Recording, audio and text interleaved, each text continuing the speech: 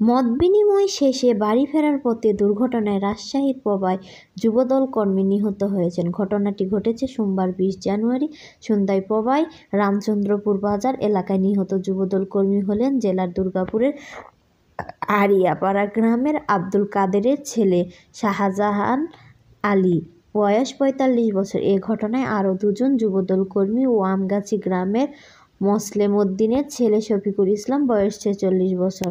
প্রত্যক্ষদর্শীরা জানায়, শফিকুল ইসলাম ও শাহজাহান আলী একই মোটরসাইকেলে চড়ে রাজশাহীর নগরীর তেরখাদিয়া জেলা যুবদলের মত বিনিময় সভায় যোগ দিতে আসেন। সভা শেষে সন্ধ্যার দিকে তারা একই মোটরসাইকেলে চড়ে বাড়ি ফিরছিলেন।